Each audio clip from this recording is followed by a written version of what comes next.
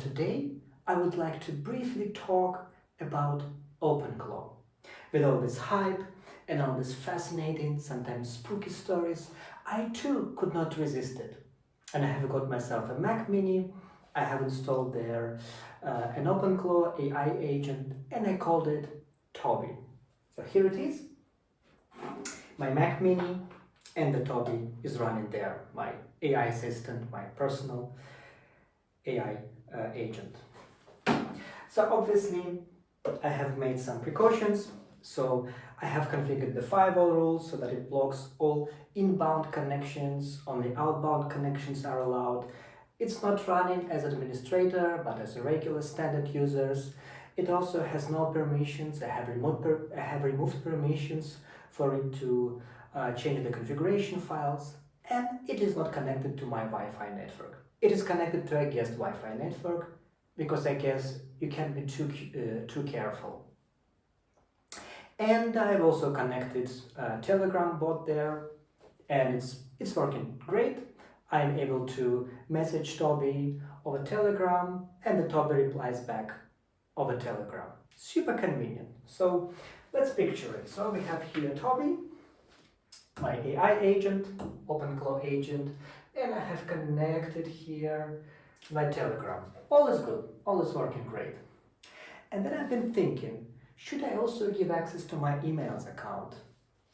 So obviously I'm not gonna give write access or modify access, because I don't want to end up like people who ended up giving write access to the OpenClaw agent, and the OpenClaw agent thought it would be a good idea to do some spring cleaning and delete some emails to save some space.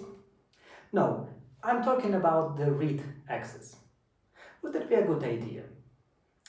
And before answering that questions, I decided to take some time, and I decided first to connect the WhatsApp. So I also configured the WhatsApp. It's super easy. I was able to, the configuration of our WhatsApp is a bit different. It's not a bot, there is a different configuration. So I was able to message like myself on the WhatsApp, and the OpenClaw, the Toby, would reply back. Very easy.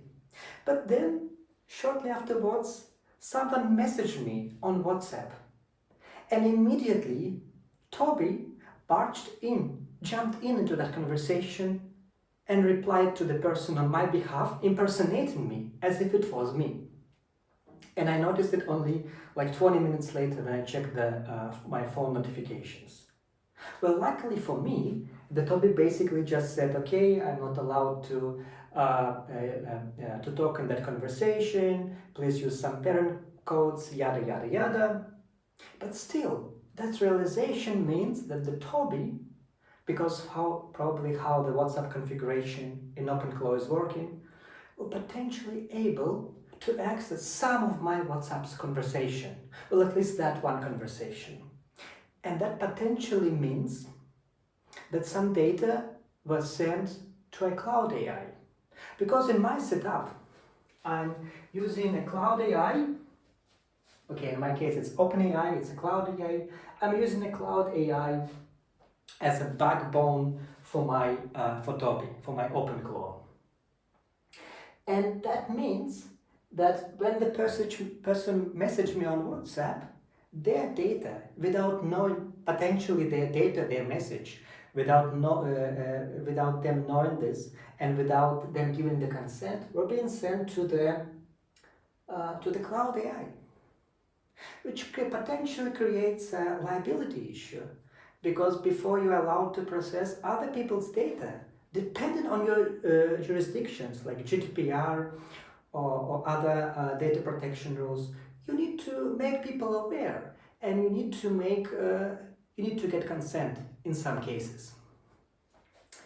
And I think you might have also heard the case that someone set up OpenClaw, instructed OpenClaw to send a good morning message to their partner every morning. And the partner ended up talking to OpenClaw like for hours, thinking it was their partner.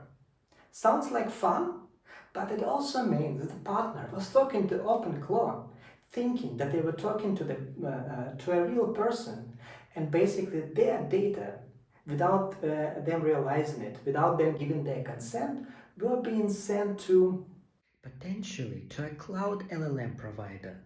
Not good. Which is not good. Which is not good. And also, when I give access to my email, even if I give read access to my email, basically that means that all my emails, all personal data within the emails, email addresses themselves, basically would be sent to cloud AI without consent of the email senders.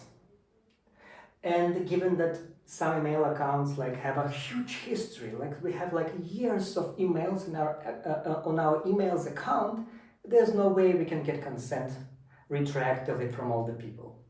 So that creates a massive liability risk, because if something goes wrong, if there's a data leak, potentially we may be held liable for this. But I think also ethically it could pose us a question. Is it okay to basically grab other people's data, even if they happen to be in our email, and send them to a cloud AI? Now you might be thinking, what if we replace cloud AI with a local AI? Would it solve the problem? Well, not exactly.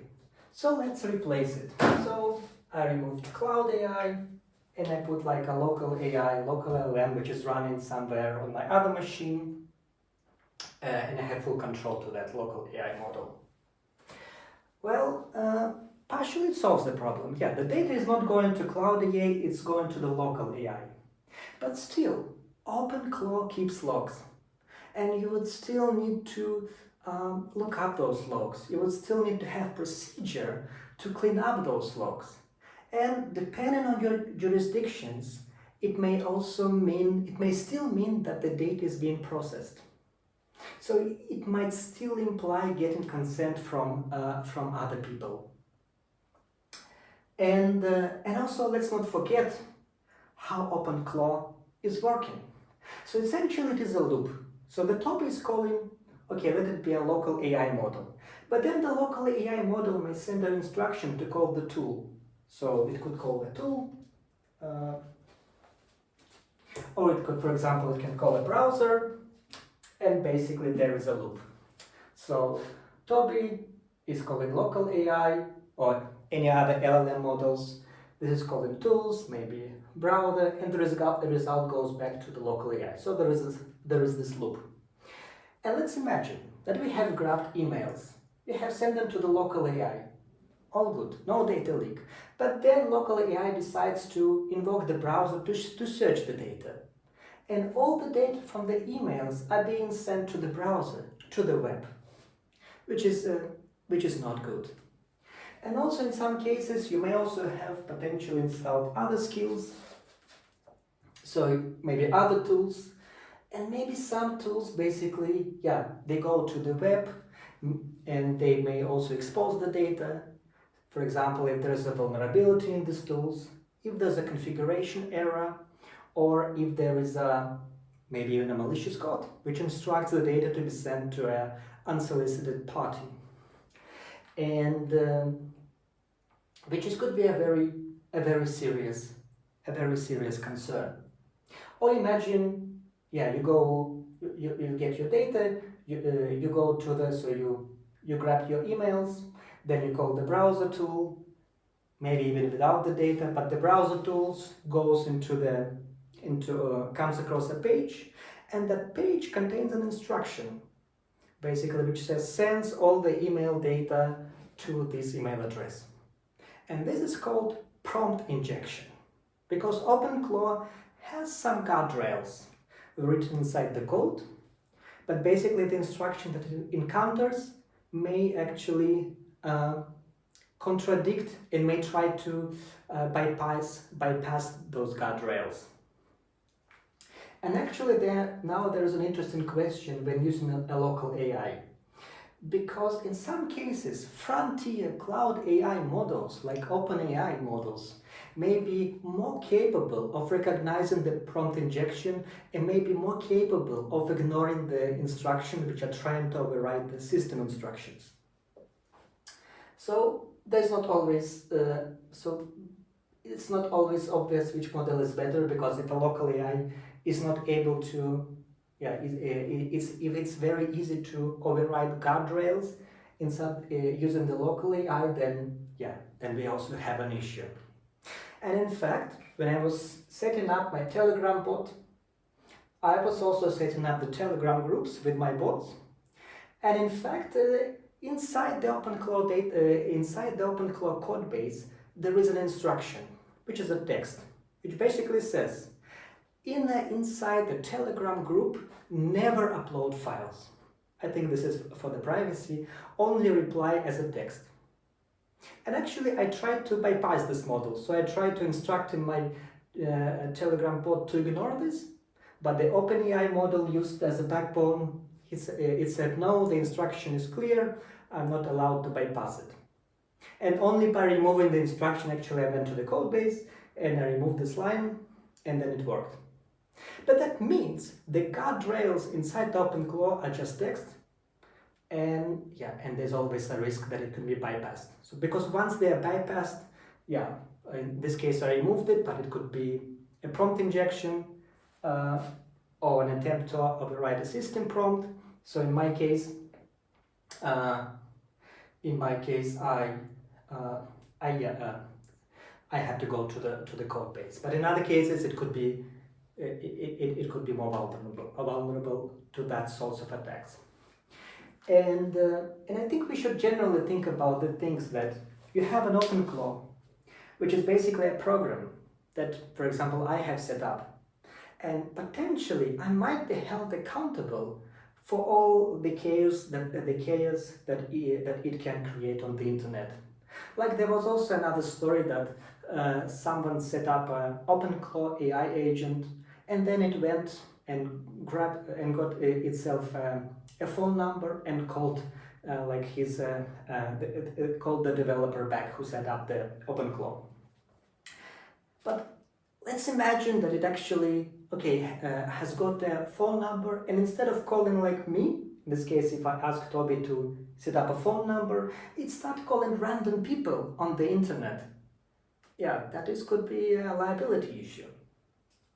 And I think it's something that we don't really realize sometimes, that we don't realize the aspect of the liability, that when we let Toby run and use all the skills, all the tools, it might wreak havoc because it is a program. And we might be responsible, it's still our program. And the second aspect is like when we let Toby process other people's data without their consent. So I think there's two issues which I think it's something that we don't always mindful about. With that being said, I'm still excited about Toby, so I'm not going to give him access to my emails, but I'm really excited because I've been experimenting with Toby. We've been doing some great projects, and I'm looking forward to sharing some of these projects in the following videos. But I'm also curious, what do you think? Do you think we should be more mindful about the aspects of liability, about data protection, or do you think it's not necessary and we should just keep experimenting? Tell me what you think. I'm really curious reading your comments. Thanks a lot.